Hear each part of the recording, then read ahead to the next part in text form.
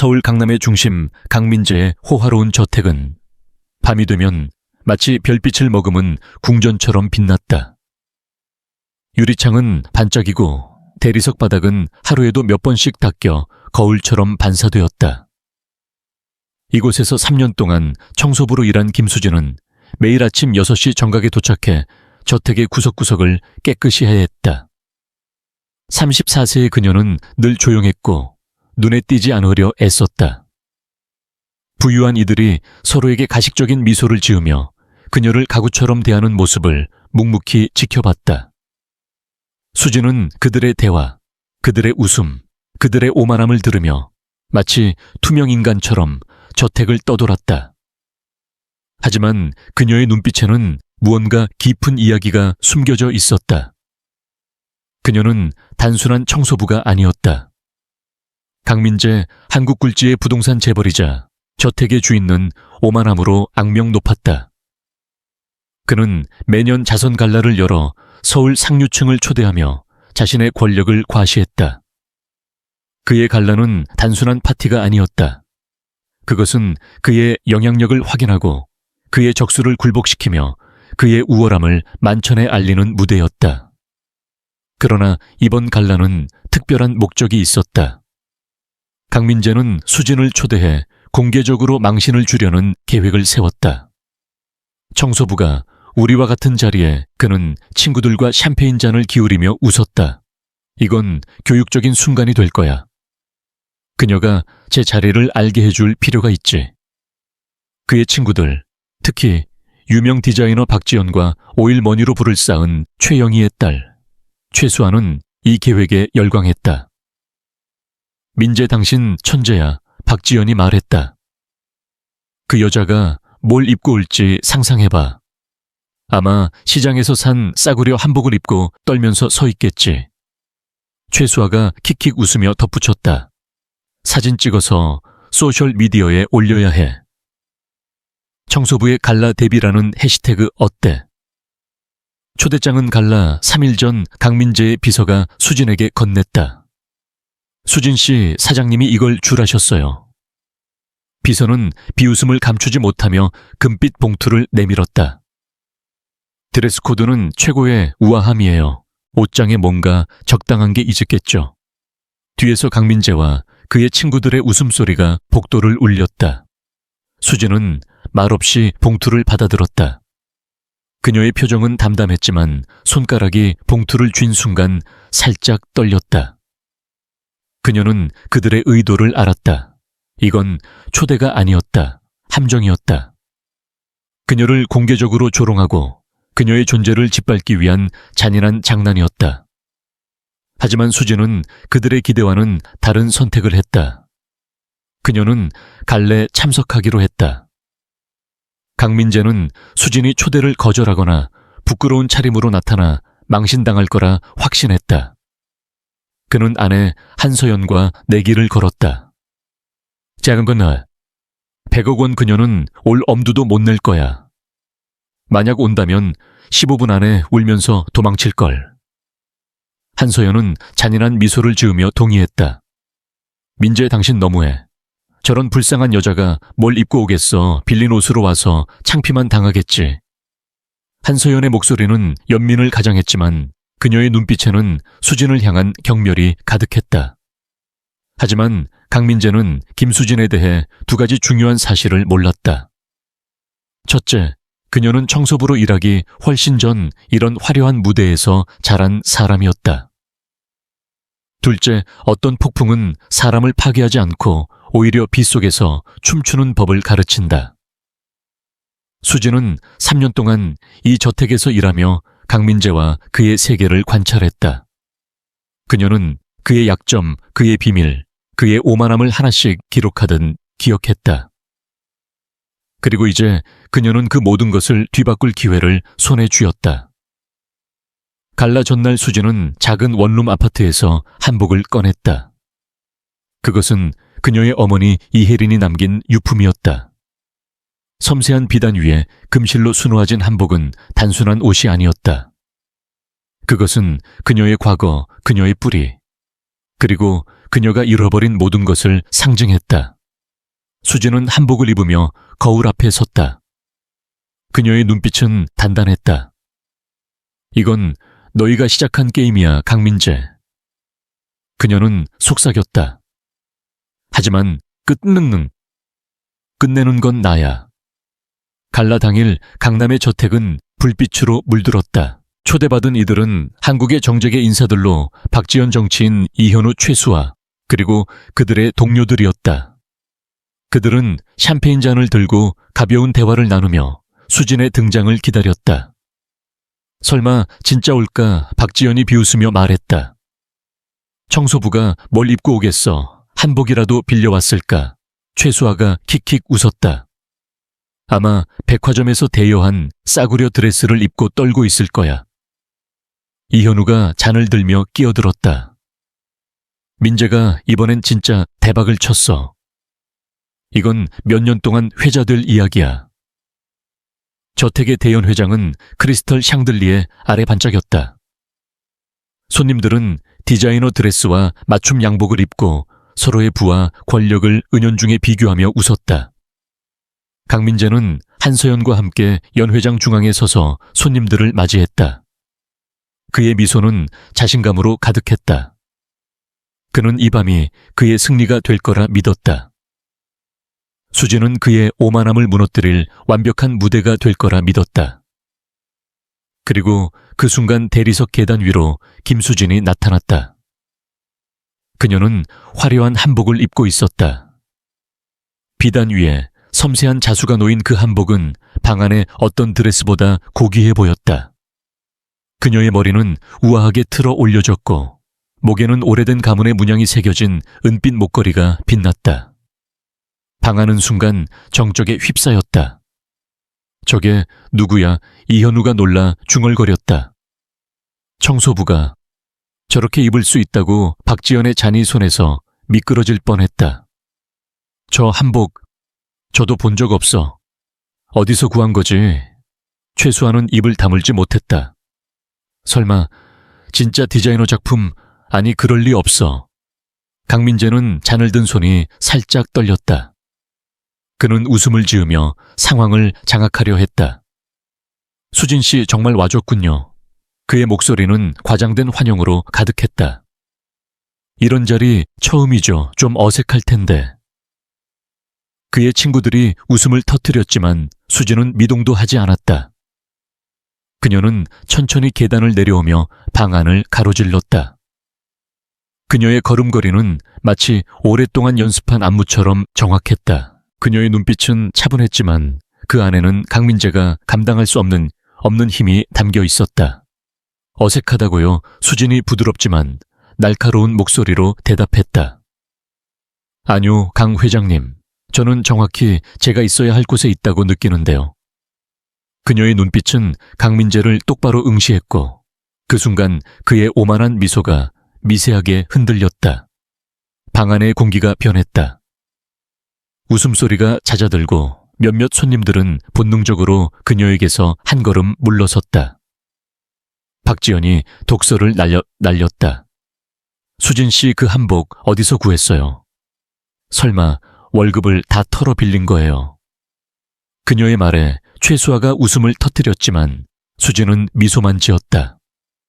이 한복은 제 어머니의 유품이에요. 어머니는 이런 자리에서 자주 입으셨죠. 20년 전 그녀가 아직 강씨 가문의 일원이었을 때요. 방 안이 다시 조용해졌다. 강민재의 얼굴이 굳었다. 뭐라고? 그의 목소리는 평소에 자신감이 없었다. 수진은 천천히 목걸이를 들어 올렸다.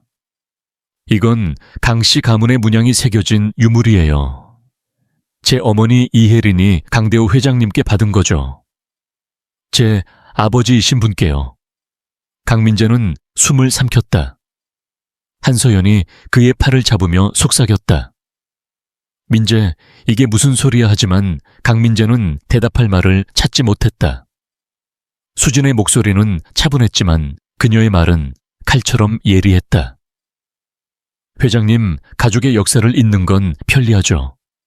하지만 진실은 결국 드러나기 마련이에요. 그녀는 작은 가방에서 종이 한 장을 꺼냈다. 이건 제 출생 증명서예요. 그리고 이건 아버지가 어머니께 남긴 편지죠. 제 존재를 인정하는 내용이에요. 방 안의 손님들은 숨을 죽이고 그녀를 바라봤다. 이현우는 불안한 눈빛으로 강민재를 쳐다봤고 박지연은 입을 다물지 못했다. 강민재는 이를 악물었다. 너, 이건 터무니없어 증거도 없이. 하지만 그의 말은 힘을 잃었다. 수진은 미소를 지으며 말했다. 증거요, 강 회장님. 저는 증거 없이 여기 오지 않았어요. 그녀는 전화기를 꺼내 문 쪽을 향해 손짓했다. 이제 들어오셔도 됩니다. 문이 열리고 세 사람이 들어왔다. 첫 번째는 서울에서 가장 존경받는 탐사보도 기자 정은비였다. 두 번째는 상속법 전문 변호사 최민수였다. 그리고 세 번째 사람은 강민재의 얼굴을 창백하게 만들었다. 오지호 박사 한서연이 떨리는 목소리로 중얼거렸다. 그는 강씨 가문의 전속 의사였다. 수진은 차분히 말했다. 이제 진짜 교육적인 순간이 시작될 거예요, 강 회장님. 그리고 이 방에 있는 모두가 배우게 될 거예요. 진실은 절대 숨길 수 없다는 걸. 정은비가 앞으로 나서며 말했다. 강 회장님, 오늘 밤은 단순한 갈라가 아니에요. 오늘은 당신의 과거가 드러나는 밤이에요. 그녀는 노트북을 열고 프로젝터를 준비했다. 최민수는 서류 가방을 열어 두꺼운 문서 뭉치를 꺼냈다. 오지호 박사는 떨리는 손으로 안경을 고쳤으며 수진 옆에 섰다. 강민재는 그들을 바라보며 숨을 몰아쉬었다. 그의 눈빛에는 두려움이 스며들기 시작했다. 너희, 이게 무슨 짓이야? 그의 목소리는 갈라졌다. 수진은 대답 대신 미소를 지었다. 그 미소는 부드러웠지만 어딘가 위협적이었다. 강 회장님, 당신은 저를 이 자리에 불러놓고 망신을 주려 했죠. 하지만 이제 이 자리는 당신이 망신당하는 무대가 될 거예요. 방 안의 손님들은 혼란과 호기심으로 웅성거렸다. 박지연은 최수아에게 속삭였다. 저 여자 진짜로 뭔가 아는 걸까? 최수아는 불안한 표정으로 고개를 저었다. 아니야, 그냥 허풍이야. 강 회장이 저런 여자한테 당할 리 없어. 하지만 이현우는 조용히 강민재를 관찰하며 눈썹을 찌푸렸다. 그는 강민재의 동요를 눈치챘다. 한서연은 남편의 팔을 놓고 한 걸음 물러섰다. 민재, 대체 무슨 일이야? 저 여자가 무슨 말을 하는 거야? 강민재는 이를 악물고 수진을 노려봤다. 너 이거 후회할 거야. 내가 누군지 알아. 수진은 그의 위협에 눈 하나 깜빡하지 않았다. 강 회장님. 제가 아는 건 당신이 생각하는 것보다 훨씬 많아요. 그리고 오늘 밤 그걸 모두가 알게 될 거예요. 그녀는 천천히 방 안을 둘러봤다. 손님들의 얼굴 하나하나를 기억하듯 그녀의 시선은 날카로웠다. 그 순간 연 회장은 더 이상 강민재의 무대가 아니었다. 그것은 김수진의 전쟁터였다. 그리고 그녀는 이 전쟁에서 이기기 위해 지난 3년 동안 준비해왔다. 그녀의 손에는 강민재를 무너뜨릴 무기가 쥐어져 있었다. 그 무기는 돈이나 권력이 아니었다. 그것은 진실이었다. 서울 강남의 강민재 저택 연 회장은 여전히 크리스털 샹들리에 아래 반짝였지만 분위기는 완전히 달라졌다. 김수진의 등장과 그녀의 폭탄 발언은 손님들 사이에 충격과 혼란을 불러일으켰다. 그녀가 강대호 회장의 딸이라는 주장, 그리고 강민재와의 혈연 관계는 방 안의 모든 사람을 얼어붙게 만들었다. 강민재는 여전히 중앙에 서 있었지만 그의 자신감은 눈에 띄게 흔들리고 있었다. 그의 손에 든 샴페인 잔은 미세하게 떨렸고 그의 미소는 억지로 유지된 가면처럼 보였다. 한서연은 남편 곁에서 불안한 눈빛으로 수진을 바라봤다. 그녀의 손은 강민재의 팔을 잡고 있었지만 그 손길은 위로가 아니라 두려움의 표현이었다. 민재, 이게 무슨 소리야? 그녀가 다시 속삭였지만 강민재는 대답 대신 이를 악물었다. 그의 눈빛은 수진에게 고정되어 있었고 그 안에는 분노와 불안이 뒤섞여 있었다. 수진은 연 회장 중앙에 서서 마치 무대의 주인공처럼 모든 시선을 끌어당겼다. 그녀의 한복은 여전히 빛났고 은빛 목걸이는 그녀의 목에서 고귀한 존재감을 뽐냈다. 그녀는 차분했지만 그 차분함은 폭풍전의 고요처럼 위협적이었다. 손님들은 웅성거리며 서로에게 속삭였다. 저 여자 진짜로 강 회장의 딸일까? 설마 그냥 터무니없는 거짓말 아니야. 하지만 수진의 자신감과 그녀가 꺼낸 출생증명서 그리고 강씨 가문의 문양이 새겨진 목걸이는 그들의 의심을 흔들었다. 박지연 유명 디자이너로서 자신의 패션 제국을 자랑하던 여인은 수진의 한복을 보고 눈을 가늘게 떴다. 저 한복, 그냥 평범한 디자이너 작품이 아니야. 저도 저런 자수 본 적 없어. 그녀는 최수아에게 속삭였지만 목소리에는 불안이 묻어났다. 최수아는 여전히 비웃음을 유지하려 했지만 그녀의 웃음은 점점 어색해졌다. 그냥 연극하는 거야. 강 회장이 저런 여자한테 당할 리 없어. 하지만 그녀의 말은 자신을 설득하려는 듯 힘없이 들렸다. 이현우 정치인으로서 강민재와 오랜 동맹 관계를 유지해온 인물은 조용히 상황을 관찰했다. 그는 강민재의 동요를 놓치지 않았다.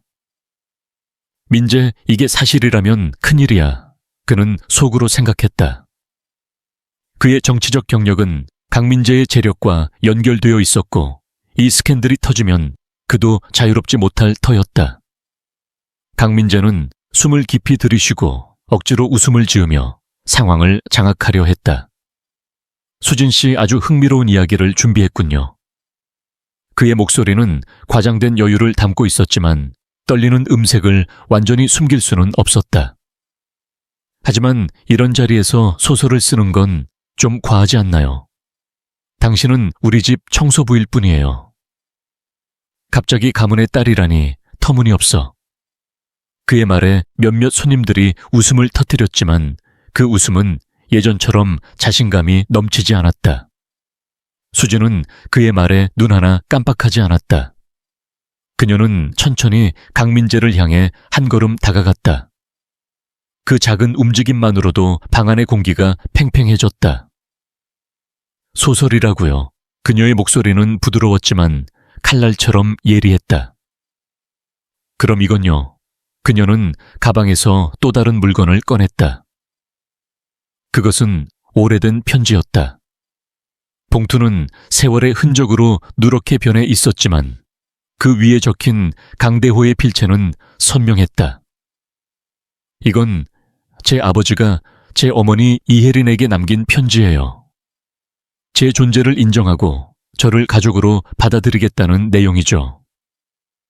그녀는 편지를 들어올려 모두가 볼 수 있게 했다.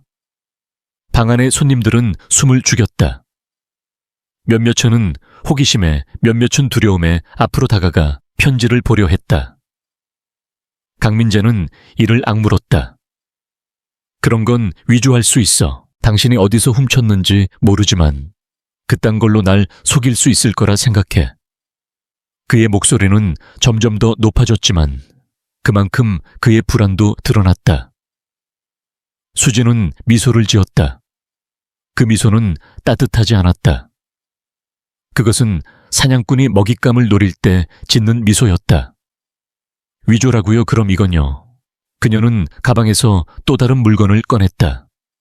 이번엔 작은 사진이었다. 사진 속에는 젊은 여성이 강대호와 함께 서 있었다. 여인은 수진의 어머니 이혜린이었다. 그녀는 화려한 한복을 입고 있었고 강대호는 그녀의 어깨에 손을 얹고 미소 짓고 있었다. 그들의 뒤에는 강씨 가문의 저택이 보였다. 이 사진은 20년 전 아버지가 어머니와 함께 이 저택에서 찍은 거예요. 어머니는 당시 이 집의 피아노 선생님이셨죠. 그리고 저는 그들의 사랑의 결실이에요. 방 안은 다시 정적에 휩싸였다. 손님들은 서로를 바라보며 웅성거렸다. 저 여자, 진짜로 강대호의 딸일지도 몰라. 설마 강 회장이 그런 비밀을 숨겼을 리 없어. 하지만 수진의 증거들은 그들의 의심을 하나씩 무너뜨렸다. 박지연은 불안한 표정으로 최수아에게 속삭였다. 저 사진 진짜 같아. 강대호 회장님이 저렇게 웃는 모습 나도 본 적 있어. 최수아는 입술을 깨물었다. 그냥 우연이야. 저 여자가 조작한 거야. 하지만 그녀의 목소리는 점점 작아졌다. 이현우는 조용히 강민재에게 다가가 속삭였다. 민재, 이거 그냥 넘길 일이 아니야. 저 여자가 증거를 더 가지고 있다면. 강민재는 그의 말을 끊었다. 닥쳐. 현우, 저건 다 거짓말이야. 하지만 그의 목소리는 갈라졌고 손님들은 그의 동요를 눈치챘다. 한서연은 더 이상 참을 수 없다는 듯 강민재의 팔을 놓고 한 걸음 물러섰다. 민재, 당신, 이게 사실이야. 당신이 나한테 숨긴 게 있어. 그녀의 목소리는 떨렸고 그녀의 눈빛에는 배신감이 가득했다. 강민재는 한서연을 돌아보며 억지로 미소를 지었다. 서연, 저 여자 말 믿지 마. 저건 그냥 우리를 망신시키려는 속임수야. 하지만 한서연은 그의 말을 믿지 않는 듯 보였다. 그녀는 수진을 바라보며 입술을 굳게 다물었다. 수진은 그들의 대화를 듣고 있었지만 그녀의 표정은 변하지 않았다. 그녀는 천천히 방 안을 둘러보며 말했다. 강 회장님, 당신은 저를 이 자리에 불러놓고 망신을 주려 했죠. 하지만 이건 당신이 시작한 게임이에요. 그리고 이제 저는 제 차례를 할 뿐이에요. 그녀의 말은 연 회장을 다시 조용하게 만들었다. 손님들은 그녀의 다음 행동을 기다렸다. 몇몇은 호기심에 몇몇은 두려움에 숨을 죽였다. 박지연은 더 이상 참을 수 없다는 듯 앞으로 나섰다. 김수진 씨, 이게 다 연극이라면 아주 잘 짠 시나리오네요. 하지만 우리를 속일 수 있을 거라 생각해요. 당신은 그냥 청소부잖아요. 그녀의 목소리는 날카로웠지만 떨림이 섞여 있었다. 수진은 박지연을 똑바로 바라봤다. 박 디자이너님, 제 한복이 마음에 안 드시나요? 그녀는 부드럽게 물었지만 그 말에는 날카로운 가시가 있었다. 이 한복은 제 어머니가 20년 전 이 저택에서 입었던 거예요. 당신 같은 분들이 박수를 치며 환영했던 바로 그 자리에서요. 박지연은 얼굴이 붉어졌다. 그녀는 무슨 말을 해야 할지 몰랐다. 최수아가 끼어들었다. 그냥 빌린 거겠지. 아니면 어딘가에서 훔쳤거나. 하지만 그녀의 말은 공허하게 들렸다. 수진은 최수아를 향해 미소를 지었다. 훔쳤다니요? 이건 제 어머니의 유산이에요. 그리고 이 목걸이. 그녀는 목걸이를 들어 올렸다. 이건 강씨 가문의 문양이 새겨진 거예요. 강대호 회장님이 제 어머니에게 선물한 거죠. 제 아버지가요. 강민재는 더 이상 참을 수 없었다. 그는 앞으로 나서며 소리쳤다. 그만해. 너 이 모든 게 터무니없어. 너 같은 여자가 우리 가문과 무슨 상관이야. 너는 그냥 하찮은 청소부일 뿐이야. 그의 목소리는 분노로 가득했지만 그 안에는 두려움이 깃들어 있었다. 수진은 그의 분노에 전혀 흔들리지 않았다. 그녀는 천천히 강민재를 향해 다가갔다. 하찮다고요. 그녀의 목소리는 낮았지만 그 안에는 강철 같은 힘이 있었다. 그럼 강 회장님, 당신이 제 어머니와 저를 이 가문에서 지운 이유를 설명해 보세요. 왜 아버지가 저를 인정하려 했을 때 당신이 모든 걸 파괴했는지 말해 보세요. 그녀의 말은 연 회장을 다시 얼어붙게 만들었다. 손님들은 숨을 죽이고 그녀를 바라봤다. 강민재는 말을 잃었다. 그의 얼굴은 창백해졌고 그의 손은 주먹을 쥐었다. 풀기를 반복했다. 한서연은 더 이상 참을 수 없다는 듯 강민재에게 다가갔다. 민재 대답해. 이게 사실이야. 당신이 이런 비밀을 숨겼어. 그녀의 목소리는 갈라졌고 그녀의 눈에는 눈물이 고였다. 강민재는 한서연을 돌아보며 억지로 침착을 유지하려 했다. 서연, 저 여자 말 믿지 마. 이건 다 거짓이야. 저 여자는 그냥 우리를 망신시키려는 거야. 하지만 그의 말은 설득력이 없었다. 손님들은 이미 강민재를 의심하기 시작했다. 이현우는 조용히 한서연에게 다가가 속삭였다. 서연, 민재가 뭔가를 숨기고 있는 게 맞는 것 같아. 저 여자가 저렇게 자신감이 넘치는데 그냥 거짓말일 리 없어. 한서연은 이현우를 바라보며 입술을 떨었다.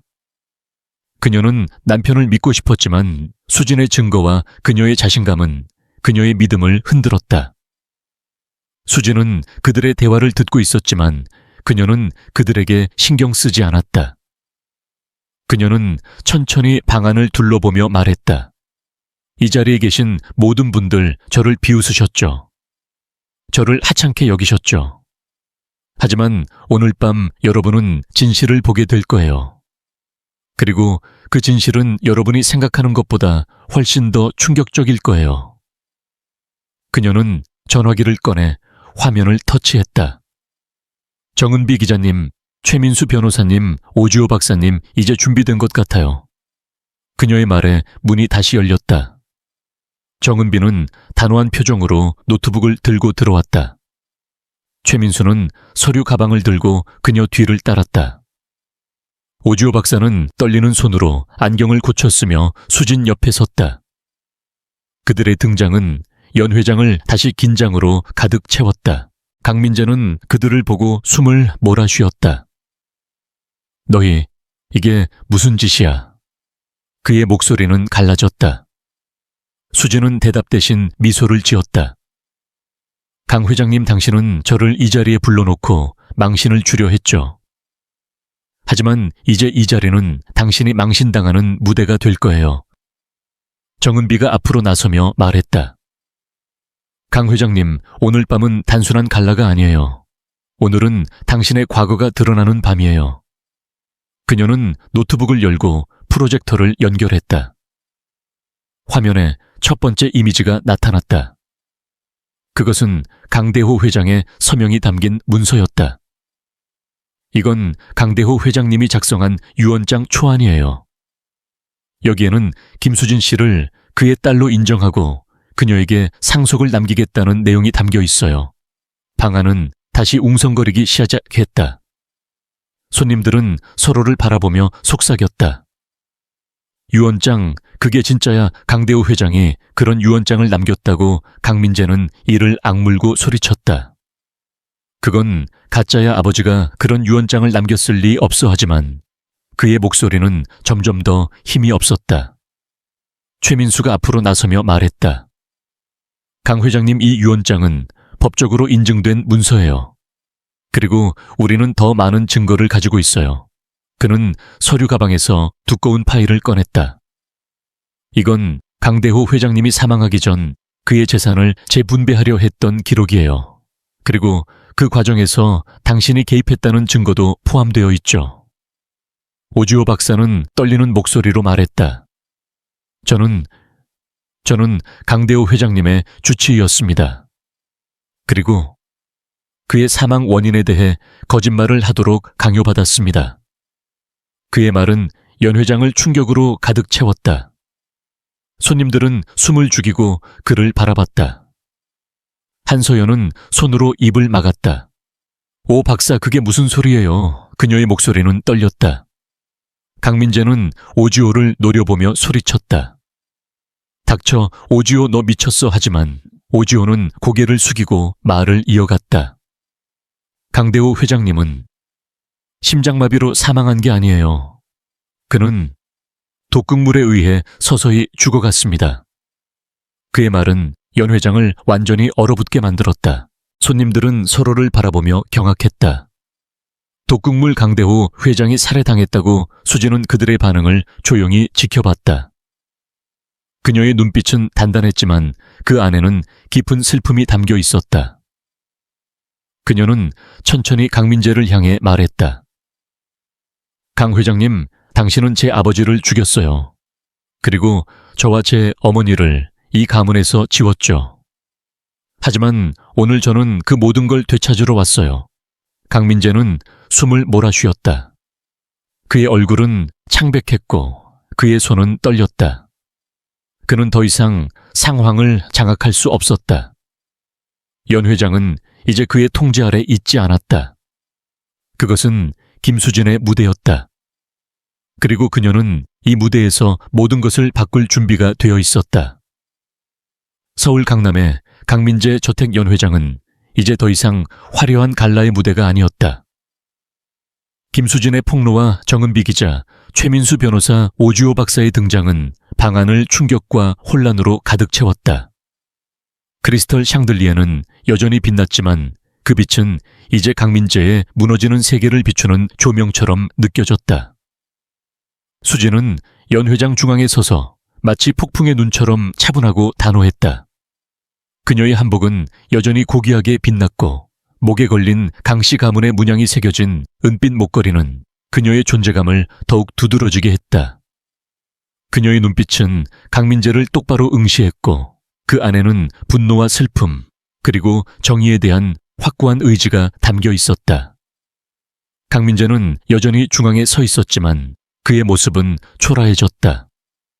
그의 얼굴은 창백했고 손에 든 샴페인 잔은 이미 테이블 위에 내려놓아져 있었다. 그의 오만한 미소는 완전히 사라졌고 대신 두려움과 분노가 그의 표정을 뒤덮었다. 한서연은 남편 곁에서 한 걸음 물러서며 떨리는 목소리로 물었다. 민재, 이게 사실이야. 그녀의 눈에는 배신감과 공포가 가득했다. 강민재는 그녀를 돌아보며 억지로 침착을 유지하려 했다. 서연, 저 여자 말 믿지 마. 이건 다 터무니없어. 저들은 날 함정에 빠뜨리려는 거야. 하지만 그의 목소리는 갈라졌고 그의 말은 공허하게 들렸다. 손님들은 이제 강민재를 의심의 눈초리로 바라보았다. 박지연은 최수아에게 속삭였다. 저 여자 진짜로 뭔가 아는 거야. 저 한복, 저 목걸이 그냥 평범한 물건이 아니야. 최수아는 여전히 비웃음을 유지하려 했지만 그녀의 손은 떨리고 있었다. 그냥 연극이야. 강 회장이 저런 여자한테 당할 리 없어. 하지만 그녀의 목소리는 점점 작아졌다. 이현우는 조용히 상황을 관찰하며 눈썹을 찌푸렸다. 그는 강민재와의 오랜 동맹을 떠올리며 속으로 계산을 시작했다. 만약 저 여자의 말이 사실이라면 나도 위험해질 수 있어. 그는 강민재의 정치적 후원자였고 그의 비밀을 일부 알고 있었다. 수지는 손님들의 웅성거림을 무시하고 강민재를 향해 천천히 말했다. 강 회장님, 당신은 저를 이 자리에 불러놓고 망신을 주려 했죠. 하지만 이제 이 자리는 당신의 진실이 드러나는 무대예요. 그녀는 정은비 기자에게 고개를 끄덕였다. 정은비는 단호한 표정으로 프로젝터를 조작하며 화면에 새로운 이미지를 띄웠다. 그것은 강대호 회장의 사망 보고서였다. 이건 강대호 회장님의 공식 사망 보고서예요. 심장마비로 사망했다고 기록되어 있죠. 하지만 정은비는 잠시 말을 멈추고 오지호 박사를 바라보았다. 오지호는 떨리는 손으로 안경을 고쳤으며 앞으로 나섰다. 그의 목소리는 떨렸지만 단호함이 깃들어 있었다. 저는 강대호 회장님의 주치의로서 그의 사망 원인을 심장마비로 기록했지만 그건 거짓이었습니다. 회장님은 독극물에 의해 서서히 죽어갔습니다. 비소였어요. 그의 말은 연 회장을 완전히 얼어붙게 만들었다. 손님들은 숨을 죽이고 그를 바라보았다. 몇몇은 손으로 입을 막았고 몇몇은 서로를 바라보며 경악했다. 비소 살해당했다고 강대호 회장이, 독살당했다니 한서연은 비명을 지를 뻔했다. 그녀는 강민재를 바라보며 소리쳤다. 민재, 이게 무슨 소리야, 당신이 관련된 거야. 강민재는 이를 악물고 오지호를 노려보았다. 닥쳐, 오지호. 너 미쳤어. 그런 터무니없는 소리를 짓거리다니. 하지만 오지호는 고개를 들고 말을 이어갔다. 저는 강민재 회장님에게 협박받았습니다. 그가 제 경력을 망치겠다고 위협했어요. 그래서 거짓 보고서를 작성할 수밖에 없었습니다. 그의 말은 연 회장을 다시 충격으로 가득 채웠다. 정은비가 끼어들었다. 오 박사님의 증언은 여기서 끝이 아니에요. 우리는 강대호 회장님의 사망 당시 혈액 샘플을 독립연구소에서 재검사했습니다. 그녀는 화면에 새로운 문서를 띄웠다. 이건 그 결과예요. 혈액에서 치명적인 수준의 비소가 검출되었습니다. 손님들은 다시 웅성거리기 시작하겠다. 비소라니. 그럼 진짜 살해당한 거야, 강민재가. 자기 아버지를 죽였다고 강민재는 이를 악물고 소리쳤다. 그건 가짜야, 너희가 날 함정에 빠뜨리려는 거야. 하지만 그의 목소리는 점점 더 힘이 없었다. 그의 얼굴은 땀으로 젖어 있었고 그의 손은 주먹을 쥐었다. 풀기를 반복했다. 수지는 그의 동요를 조용히 지켜보았다. 그녀는 천천히 강민재를 향해 다가갔다. 강 회장님, 당신은 제 아버지를 죽였어요.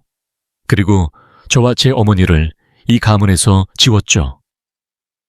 하지만 그건 당신의 가장 큰 실수였어요. 그녀는 가방에서 또 다른 물건을 꺼냈다. 그것은 작은 녹음기였다. 이건 당신이 오지호 박사와 나눈 대화의 녹음이에요. 그녀는 녹음기를 켜고 강민재의 목소리가 연 회장을 울렸다. 오지호 아버지의 혈액에서 이상한 걸 발견했으면 입 다물어. 만약 입을 열면 너 평생 의사로 못 뛰게 만들어줄게. 녹음은 계속되었다. 그 여자와 그 애에 대해서도 신경 쓰지 마. 그들은 아무것도 아니야. 그냥 잊어. 방 안은 완전히 정적에 휩싸였다. 손님들은 숨을 죽이고 녹음을 들었다. 한서연은 손으로 입을 막고 눈물을 흘렸다. 민재, 당신이 정말 이런 짓을 했어. 그녀의 목소리는 갈라졌다. 강민재는 녹음을 듣고 얼굴이 창백해졌다. 그는 이를 악물고 소리쳤다. 그건 가짜야. 너희가 날 속이려는 거야. 하지만 그의 말은 누구도 설득하지 못했다. 손님들은 이제 그를 적대적인 눈초리로 바라보았다. 박지연은 최수아에게 속삭였다. 저 녹음 진짜 같아. 강 회장의 목소리야. 최수아는 입술을 깨물었다. 이게 사실이라면 우리도 위험해질 수 있어. 이현우는 조용히 한서연에게 다가가 속삭였다. 서연 민재가 이런 일을 저질렀다면 우리도 그의 비밀을 덮으려 했던 게 문제될 수 있어. 한서연은 이현우를 바라보며 떨리는 목소리로 말했다. 현우, 난 몰랐어. 난 민재가 이렇게까지 할 줄 몰랐어. 수지는 그들의 대화를 듣고 있었지만 그녀는 그들에게 신경 쓰지 않았다. 그녀는 천천히 방 안을 둘러보며 말했다. 이 자리에 계신 모든 분들, 여러분은 저를 비웃었죠. 저를 하찮게 여겼죠. 하지만 오늘 여러분은 진실을 보게 되었어요. 그리고 그 진실은 강민재가 제 아버지를 죽이고 저와 제 어머니를 이 가문에서 지웠다는 거예요. 그녀는 정은비에게 고개를 끄덕였다. 정은비는 프로젝터를 조작하며 새로운 문서를 띄웠다.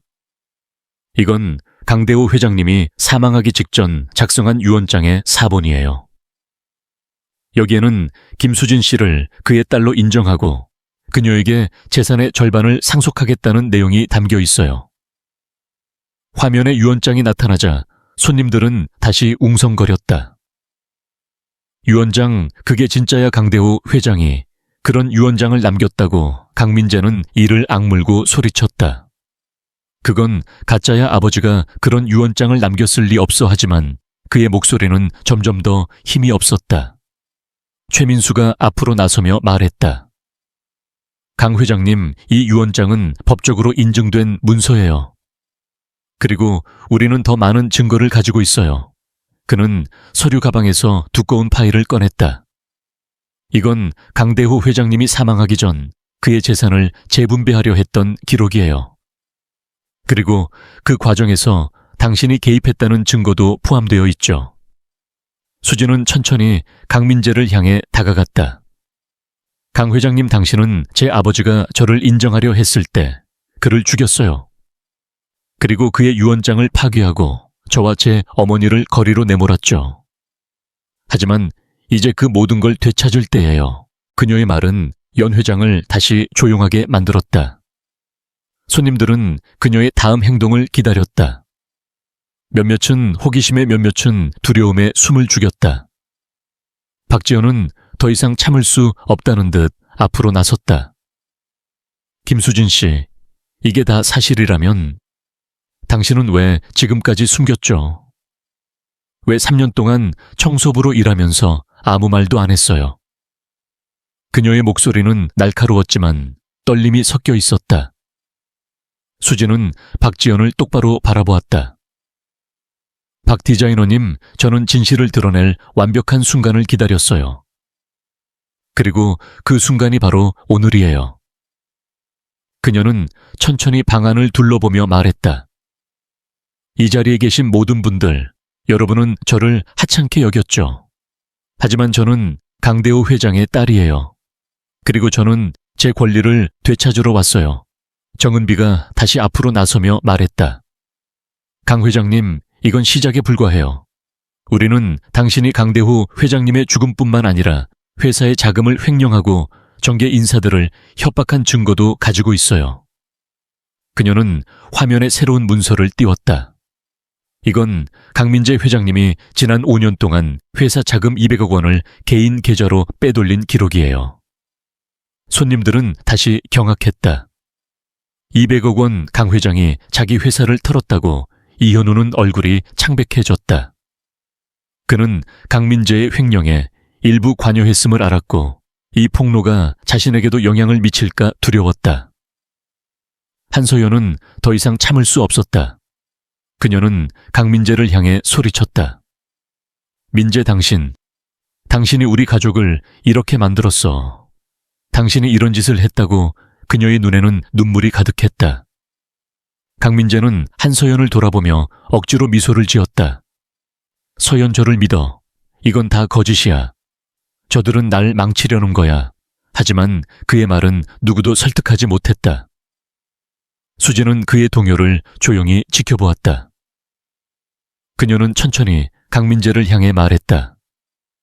강 회장님, 당신은 이 모든 걸 부정할 수 있어요. 하지만 증거는 거짓말하지 않아요. 그리고 오늘 이 자리에 계신 모든 분들이 그 증거를 보게 될 거예요. 그녀는 정은비에게 고개를 끄덕였다. 정은비는 프로젝터를 조작하며 새로운 녹음을 재생했다. 강민재의 목소리가 다시 연 회장을 울렸다. 이현우, 그 법안 통과시키려면 돈이 필요해. 내가 50억 줄게. 대신 내 이름은 절대 나오지 않게 해. 녹음은 계속되었다. 그리고 그 기자 정은비, 그 여자 입 막으려면 협박이든 뭐든 해야 해. 손님들은 다시 충격에 빠졌다. 이현우는 얼굴이 창백해졌다. 그는 자신의 이름이 녹음에 등장하자 자리에서 일어나려 했지만 다리가 풀려 주저앉았다. 민재, 당신, 나까지 끌어들였어. 그는 떨리는 목소리로 중얼거렸다. 수진은 이현우를 바라보며 말했다. 이현우 의원님, 당신도 이 모든 걸 알고 있었죠.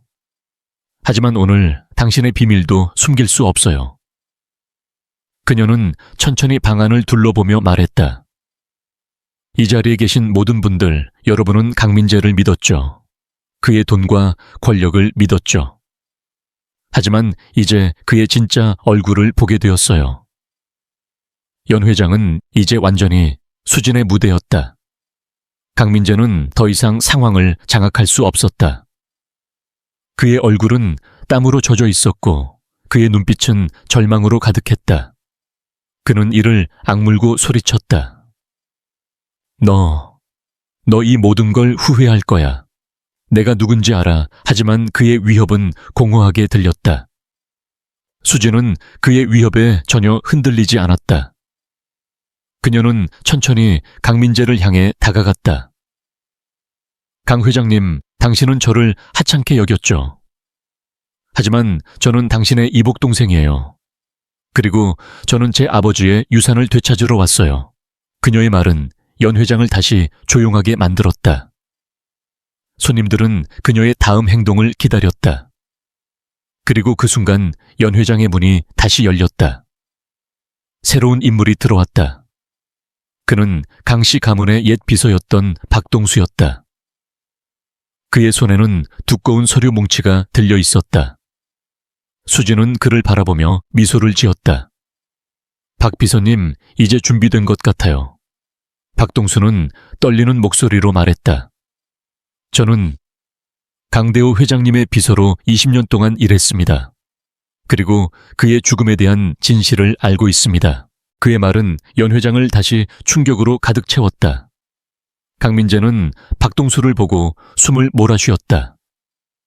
동수, 너까지. 그의 목소리는 갈라졌다. 수진은 천천히 강민재를 향해 말했다. 강 회장님, 이건 시작에 불과해요.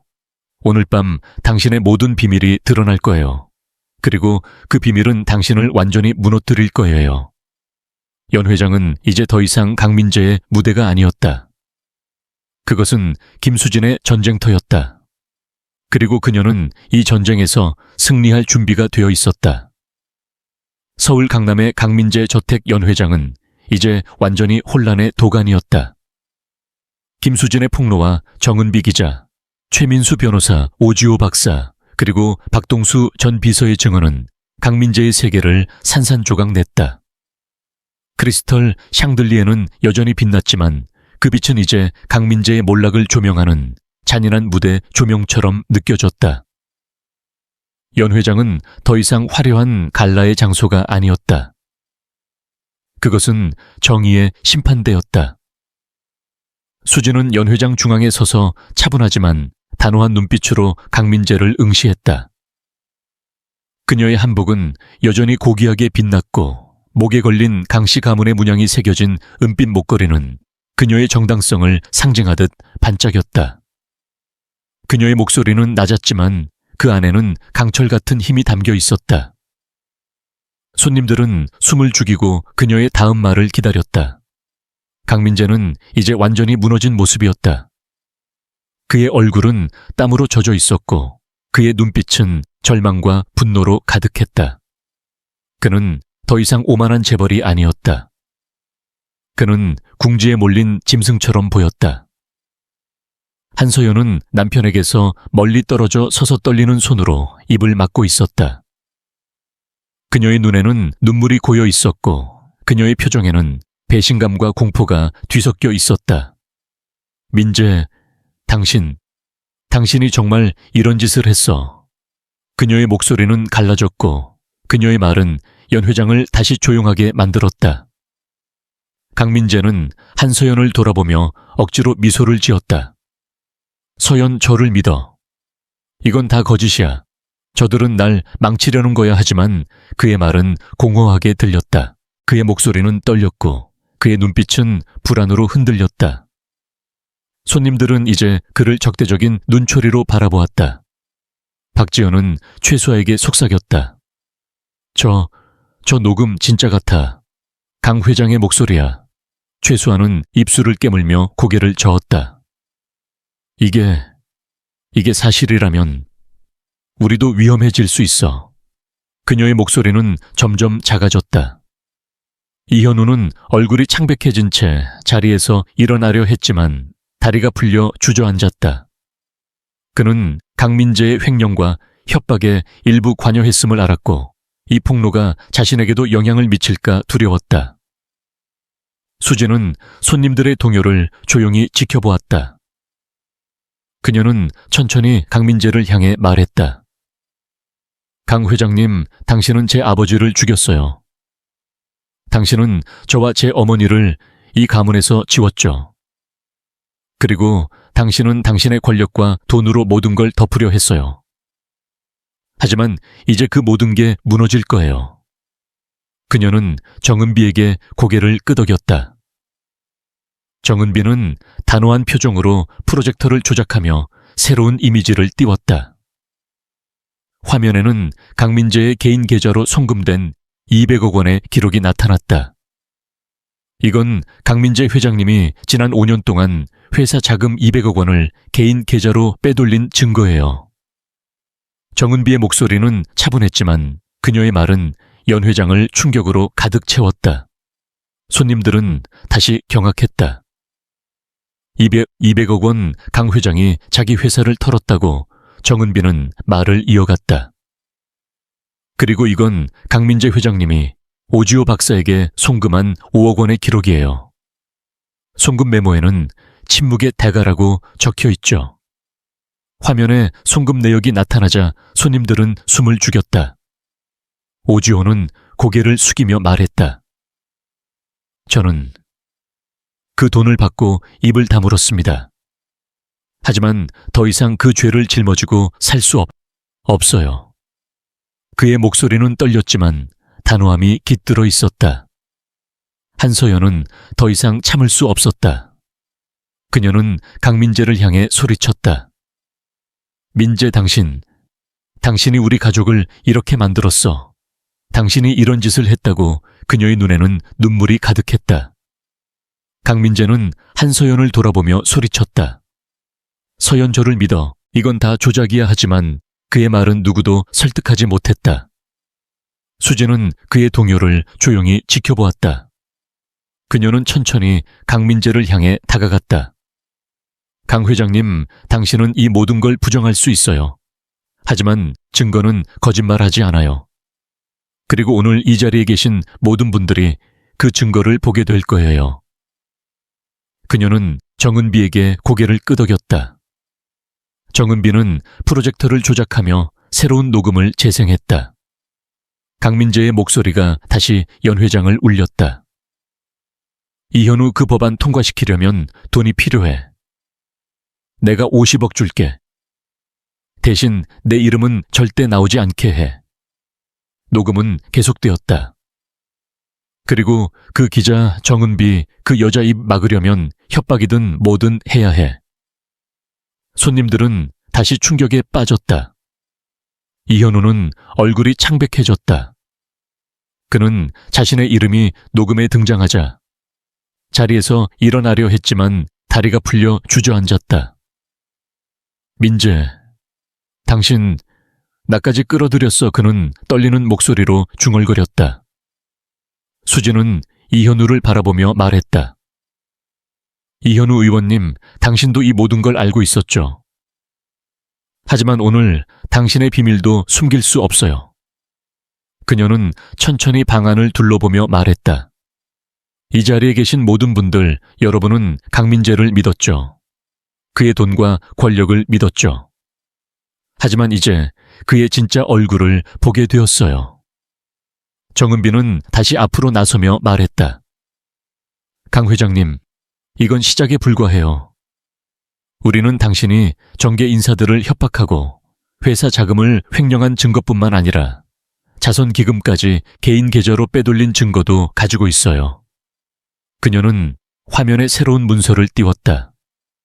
이건 강민재 회장님이 운영하는 자선재단의 회계 장부예요. 지난 3년 동안 기부금 100억 원이 강 회장님의 개인 계좌로 이동했어요. 손님들은 다시 경악했다.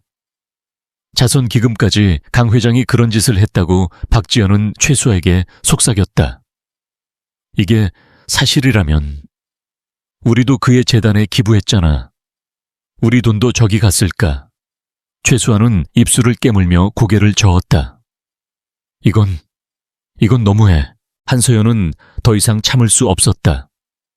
그녀는 강민재를 향해 소리쳤다. 민재, 당신이 우리 아이들까지 망쳤어. 당신이 이런 짓을 했다고 그녀의 목소리는 갈라졌고 그녀의 눈에는 눈물이 흘렀다. 강민재는 한서연을 돌아보며 소리쳤다. 서연, 제발 저를 믿어. 이건 다 거짓이야. 하지만 그의 말은 공허하게 들렸다. 수지는 그의 동요를 조용히 지켜보았다. 그녀는 천천히 강민재를 향해 다가갔다. 강 회장님, 당신은 제 아버지를 죽였어요. 당신은 저와 제 어머니를 거리로 내몰았죠. 그리고 당신은 당신의 돈과 권력으로 모든 걸 덮으려 했어요. 하지만 이제 그 모든 게 무너질 거예요. 그녀는 정은비에게 고개를 끄덕였다. 정은비는 프로젝터를 조작하며 새로운 이미지를 띄웠다. 그것은 강민재가 여러 정치인과 나눈 문자 메시지의 스크린샷이었다. 이건 강민재 회장님이 이현우 의원님을 포함한 5명의 정치인들에게 보낸 협박 메시지예요. 여기에는 그들의 비리를 폭로하겠다는 위협과 그 대가로 돈을 요구하는 내용이 담겨 있어요. 이현우는 얼굴이 창백해졌다. 그는 자리에서 일어나려 했지만 다리가 풀려 주저앉았다.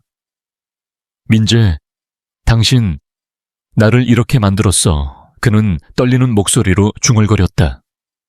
수지는 이현우를 바라보며 말했다. 이현우 의원님, 당신도 강민재의 범죄에 동참했죠. 하지만 오늘 그 모든 게 드러날 거예요. 그녀는 천천히 방안을 둘러보며 말했다. 이 자리에 계신 모든 분들, 여러분은 강민재를 믿었죠. 하지만 이제 그의 진짜 얼굴을 보게 되었어요. 정은비는 다시 앞으로 나서며 말했다. 강 회장님, 우리는 당신의 범죄를 입증할 충분한 증거를 가지고 있어요. 그리고 오늘 이 자리에 계신 모든 분들이 그 증거를 보게 될 거예요. 그녀는 프로젝터를 조작하며 새로운 녹음을 재생했다. 강민재의 목소리가 다시 연 회장을 울렸다. 박동수 아버지가 유 원장을 바꾸려 한다는 걸 알았을 때 내가 뭘 했는지 알아. 그를 막아야 했어. 그가 그 여자와 그 애를 인정하면 내 몫이 줄어들었을 거야. 녹음은 계속되었다. 그래서 내가 비소를 조금씩 넣었어. 아무도 모르게. 연 회장은 완전히 얼어붙었다. 손님들은 숨을 죽이고 녹음을 들었다. 한서연은 손으로 입을 막고 비명을 지를 뻔했다. 민재, 당신이 정말 아버지를 죽였어. 그녀의 목소리는 갈라졌고 그녀의 눈에는 눈물이 흘렀다. 강민재는 녹음을 듣고 얼굴이 창백해졌다. 그는 이를 악물고 소리쳤다. 그건 가짜야. 너희가 날 속이려는 거야. 하지만 그의 말은 누구도 설득하지 못했다. 수지는 그의 동요를 조용히 지켜보았다. 그녀는 천천히 강민재를 향해 다가갔다. 강 회장님, 당신은 이 모든 걸 부정할 수 있어요.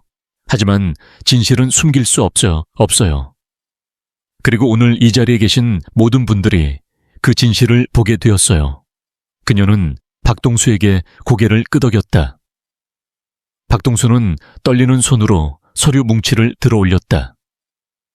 저는 강대우 회장님의 비서로 20년 동안 일했습니다. 그리고 그의 죽음에 대한 진실을 알고 있습니다. 회장님은 유 원장을 바꾸려 했어요. 김수진 씨를 그의 딸로 인정하고 재산의 절반을 그녀에게 남기려 했죠. 하지만 강민재 회장님이 그걸 막았어요. 그의 말은 연 회장을 다시 충격으로 가득 채웠다. 강민재는 박동수를 노려보며 소리쳤다. 동수, 너까지 날 배신해. 하지만 박동수는 고개를 들고 말을 이어갔다. 저는 더 이상 당신의 죄를 덮을 수 없어요. 회장님의 죽음은 제 양심을 짓눌렀어요. 수지는 박동수의 말을 듣고 천천히 강민재를 향해 말했다. 강 회장님, 당신은 제 아버지를 죽였어요. 당신은 저와 제 어머니를 거리로 내몰았죠. 하지만 이제 그 모든 게 끝났어요. 그녀는 정은비에게 고개를 끄덕였다. 정은비는 프로젝터를 조작하며 새로운 이미지를 띄웠다. 그것은 강민재가 운영하는 회사의 내부 감사를 통해 드러난 횡령 기록이었다. 이건 강민재 회장님이 지난 10년 동안 회사 자금 500억 원을 횡령한 증거예요. 정은비의 목소리는 차분했지만 그녀의 말은 연 회장을 충격으로 가득 채웠다. 손님들은 다시 경악했다. 500억 원 강 회장이 그런 짓을 했다고 한서연은 더 이상 참을 수 없었다. 그녀는 강민재를 향해 소리쳤다. 민재, 당신이 우리 아이들까지 망쳤어.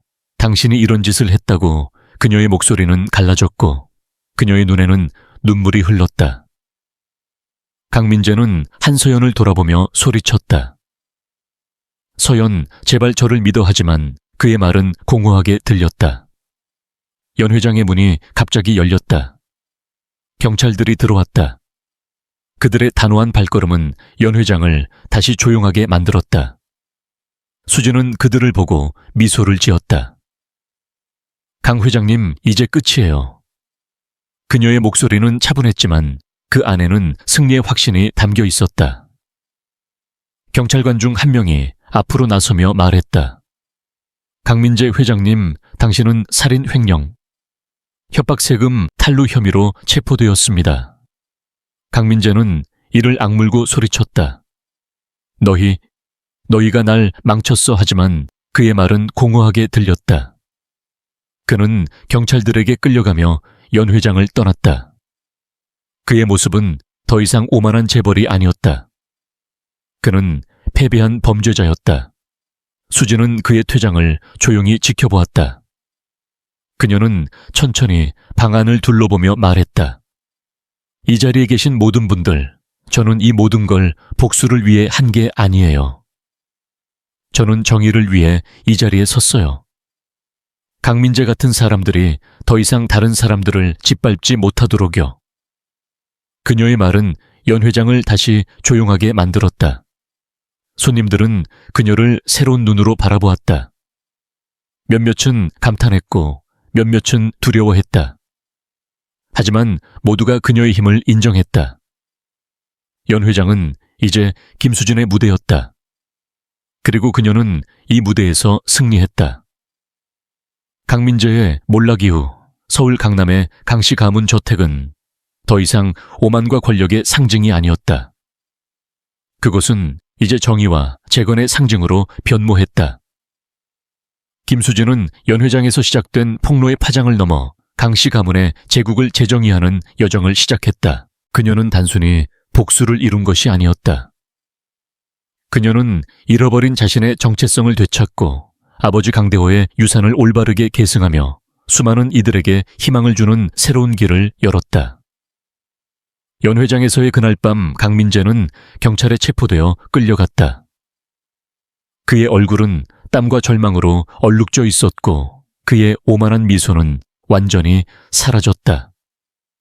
한서연은 남편의 최후를 지켜보며 눈물을 흘렸지만 그녀의 눈빛에는 분노와 배신감이 더 짙게 깃들어 있었다. 박지연, 최수와 이현우를 포함한 손님들은 충격과 두려움 속에서 연 회장을 떠났다. 그들은 강민재의 범죄를 방관하거나 심지어 일부는 그의 부패에 동참했던 자신들의 행동을 돌아보게 되었다. 수진은 그 모든 혼란 속에서도 차분함을 잃지 않았다. 그녀는 연 회장 중앙에 서서 손님들이 떠나는 모습을 조용히 지켜보았다. 그녀의 한복은 여전히 고귀하게 빛났고 목에 걸린 강씨 가문의 문양이 새겨진 은빛 목걸이는 그녀의 승리를 상징하듯 반짝였다. 정은비 기자는 마지막으로 수진에게 다가가 말했다. 수진 씨, 오늘 밤은 한국 역사에 기록될 거예요. 당신은 단순히 한 사람을 무너뜨린 게 아니라 이 사회의 부패한 구조에 도전했어요. 수진은 미소를 지으며 대답했다. 은비 씨, 저는 복수를 위해 이 일을 한 게 아니에요. 저는 제 아버지의 죽음이 헛되지 않도록, 그리고 저 같은 사람들이 다시는 짓밟히지 않도록 이 자리에 섰어요. 정은비는 고개를 끄덕이며 말했다. 당신 이야기는 전 세계로 퍼질 거예요. 준비되셨나요? 수진은 잠시 창밖을 바라보며 말했다. 저는 이미 준비됐어요. 그날 밤 이후 강민재의 운명은 빠르게 결정되었다. 그는 살인, 횡령, 협박, 세금 탈루 등 다수의 혐의로 기소되었다. 재판은 몇 달에 걸쳐 진행되었고 수진과 정은비, 최민수 변호사, 오지호 박사, 박동수 전 비서가 제공한 증거는 강민재에게 반박의 여지를 주지 않았다. 그는 결국 25년 징역을 선고받았고 그의 모든 자산은 피해자 보상과 세금 추징을 위해 몰수되었다. 강민재의 회사 강민그룹은 법원의 결정에 따라 수진에게 상속되었다. 그녀는 강대호의 정당한 상속자였고 그의 유언장에 따라 회사의 절반 이상을 소유할 권리가 있었다.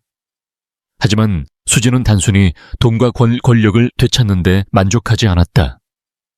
그녀는 강민그룹을 완전히 재구성하기로 결심했다. 수진은 회사로 돌아온 첫날 강민재의 사무실을 완전히 개조했다. 그의 화려한 장식과 오만함의 흔적은 모두 사라졌다. 대신 벽에는 직원들의 성취를 기념하는 상패와 지역사회 지원 프로젝트의 사진들이 걸렸다. 그녀는 회사의 모든 직원을 소집해 새로운 비전을 발표했다. 강민그룹은 더 이상 한 사람의 탐욕을 위한 도구가 아닙니다. 이 회사는 우리 모두를 위한 기회의 장이 될 거예요. 그녀의 말은 직원들에게 깊은 인상을 남겼다. 수진은 즉시 직원들의 복지를 개선했다. 그녀는 최저임금을 대폭 인상하고 성과에 따른 공정한 승진 제도를 도입했다. 그녀는 청소부, 경비원, 사무직원 할 것 없이 모든 직원과 직접 대화하며 그들의 이야기를 들었다. 한때 수진과 함께 청소부로 일했던 이지영은 이제 수진의 비서로 승진했다. 수진 씨, 아니 회장님, 이지영은 눈물을 글썽이며 말했다. 저 같은 사람이 이런 자리에 있을 거라곤 상상도 못했어요. 수진은 그녀의 손을 잡으며 말했다. 지영 씨, 당신은 이 자리에 있을 자격이 충분해요. 그리고 앞으로 더 많은 사람들이 당신처럼 기회를 얻을 거예요. 수진의 리더십 아래 강민그룹은 놀라운 변화를 이루었다. 그녀는 회사의 수익을 지역사회로 환원하는 데 집중했다. 그녀는 직원들의 자녀를 위한 장학금을 설립하고 저소득층을 위한 소액대출 프로그램을 시작했다. 또한 가정폭력 피해자를 지원하는 전국 최대 규모의 기금을 조성했다. 이러한 변화는 회사의 수익에도 긍정적인 영향을 미쳤다.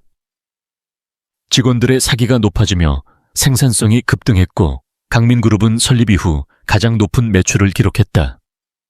한편 강민재의 몰락은 서울 상류사회에 큰 파장을 일으켰다. 박지연은 자신의 패션 브랜드가 강민재와의 연관성으로 인해 비판받자 공개적으로 사과하며 수진에게 용서를 구하려 했다. 하지만 수진은 단호했다. 박 디자이너님, 당신은 제가 청소부일 때 저를 비웃었죠. 이제 와서 제 돈과 권력을 보고 친구가 되려는 건가요? 그건 당신의 진심이 아니에요. 박지연은 얼굴이 붉어지며 물러섰다. 최수아는 자신의 소셜미디어에서 수진을 비판하는 게시물을 올렸지만 오히려 대중의 비난을 받아 계정을 비공개로 전환했다. 이현우는 정치적 스캔들에 휘말려 의원직을 사퇴했고 그의 경력은 완전히 끝장났다. 한서연은 강민재와 즉시 이혼을 선언하고 두 자녀를 데리고 제주도로 이사했다. 떠나기 전 그녀는 수진을 찾아와 말했다. 수진 씨, 저는 정말 아무것도 몰랐어요. 민재가 그런 짓을 할 줄 몰랐어요. 수진은 그녀를 바라보며 부드럽게 말했다. 서연 씨, 당신도 그의 피해자예요. 그리고 당신의 아이들은 그의 죄를 책임질 필요가 없어요. 그들은 더 나은 삶을 살 기회가 있어요. 한서연은 눈물을 흘리며 고개를 끄덕였다. 고마워요, 수진 씨. 당신이 우리 아이들을 보호해 주어서 절대 잊지 않을게요. 오주호 박사는 자신의 죄를 속죄하기 위해 강민그룹의 의료 컨설턴트로 합류했다. 그는 직원들에게 무료 건강검진을 제공하며 새로운 삶을 시작했다. 수진 씨, 당신이 저에게 용기를 줬어요. 저는 평생 그 은혜를 갚고 싶어요. 그는 수진에게 말했다. 수진은 미소를 지으며 대답했다. 오 박사님, 중요한 건 당신이 진실을 선택했다는 거예요. 그게 당신의 진짜 용기예요. 정은비는 수진의 이야기를 다룬 기사를 통해 국제적인 주목을 받았다. 그녀의 기사는 전 세계로 퍼졌고 수진은 정의와 회복의 상징으로 떠올랐다. 하지만 수진은 유명세를 원하지 않았다. 그녀는 인터뷰 요청을 대부분 거절하며 실제 행동으로 변화를 만드는 데 집중했다. 어느 조용한 오후 수진은 강민재가 보낸 편지를 받았다.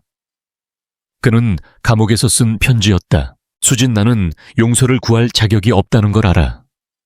하지만 너는 내가 얼마나 괴물이 되었는지 깨닫게 해줬어. 나는 매일 내가 아버지를 죽인 선택을 후회해. 내 아이들이 너를 만나고 싶어해. 그들은 너를 고모라고 부르고 싶어해. 수진은 편지를 읽고 잠시 멈췄다. 그녀는 답장을 쓰지 않았다. 용서는 그녀의 개인적인 여정이었다. 하지만 정의는 이미 이루어졌다. 몇 달 후 수진은 포브스와의 드문 인터뷰에 응했다. 기자가 물었다. 일부 사람들은 당신의 방식이 너무 가혹했다고 말해요. 이에 대해 뭐라고 하시겠나요? 수진은 차분히 대답했다. 복수는 그가 저에게 한 짓을 되갚는 거였을 거예요. 하지만 저는 정의를 선택했어요. 그는 자신이 저지른 범죄에 대해 대가를 치렀고 다른 사람들이 저 같은 고통을 겪지 않도록 했어요. 그건 전혀 다른 일이에요. 기자는 다시 물었다. 비슷한 불의를 겪고 있는 사람들에게 어떤 조언을 해주고 싶나요? 수진은 창밖을 바라보며 말했다. 최고의 복수는 당신을 해친 사람을 파괴하는 게 아니에요. 당신이 겪은 불의를 첫 장으로 삼아 승리의 이야기를 써 내려가는 거예요. 그날 밤 수진은 더 이상 작은 원룸 아파트로 돌아가지 않았다. 그녀는 강남의 새로운 집으로 향했다. 그곳에서 그녀는 2명의 고아를 입양해 새로운 가족을 꾸렸다. 아이들과 함께 숙제를 하며 그녀는 아버지 강대호를 떠올렸다. 그는 그녀를 결코 알지 못했지만 그의 피는 그녀의 혈관 속에서 흐르고 있었다. 수진은 아버지가 그녀를 자랑스러워할 거라 믿었다. 그녀는 단순히 그의 유산을 되찾은 것이 아니었다. 그녀는 그의 이름을 정의와 기회의 상징으로 만들었다. 수진의 진정한 승리는 강민재를 무너뜨린 것이 아니었다. 그것은 두려움이 아닌 정의에 기반한 힘을 구축해 그 힘을 주변 모두에게 나누는 것이었다. 강민재는 청소부를 조롱하려 했지만 그가 과소평가한 것은 그의 이복 동생이었다. 더 중요한 것은 그가 깨달은 교훈이었다. 존엄은 돈으로 샀거나 상속받거나 훔칠 수 있는 것이 아니다. 그것은 아무도 보지 않을 때 우리가 내리는 선택으로 얻어지는 것이다. 수진은 연회장에서 시작된 그날 밤을 잊지 않았다. 하지만 그녀는 그 밤을 자신의 전부로 만들지 않았다. 그녀는 그 밤을 새로운 시작의 첫 페이지로 삼았다.